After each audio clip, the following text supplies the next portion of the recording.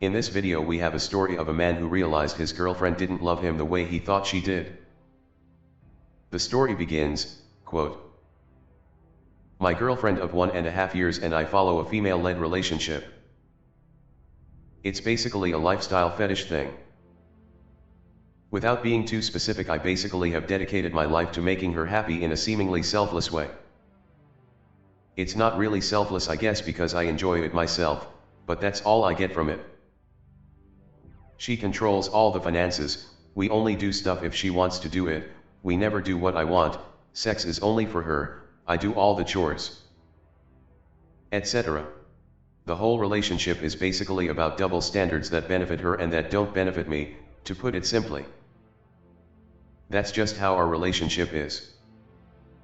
I've struggled with it at times, but I enjoy it overall." End quote. Before I continue, I think it's worth noting that this is how a lot of relationships are run. The longer the relationship, the more the dynamic matches the one described here by this poster. The post continues, "I have a sciatica issue with my back. It's normally not a big deal, but over the weekend I seriously screwed it up. It was totally agonizing and I had to go to the hospital. My girlfriend was completely unsupportive and didn't care about me at all.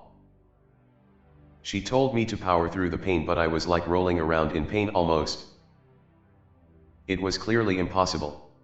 I called her by her first name by accident and she yelled at me for being disrespectful. I had to drive myself to the hospital because she wouldn't let me use the phone. She was just completely annoyed about the whole thing.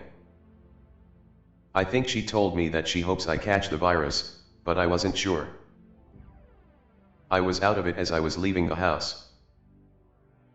They gave me some muscle relaxers in the hospital and I'm doing better now, but I'm trying not to exert myself too much until the disc completely goes back into place. Also, while she does sometimes treat me badly as part of the role, she didn't seem to be doing that here. I mean, she knew it was serious, and I think she just revealed exactly how she felt.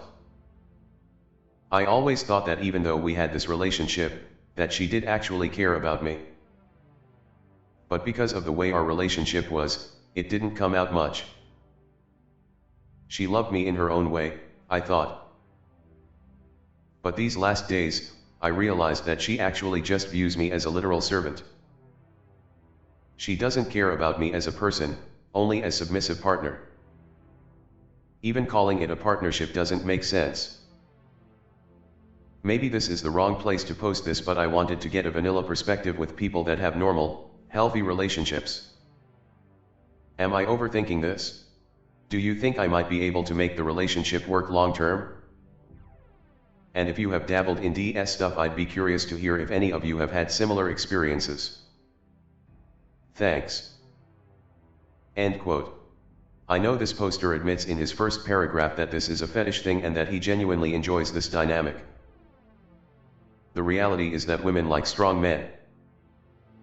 Women crave protection, resources, and security. A man who shows a weakness is the equivalent to a woman who is overweight or unattractive.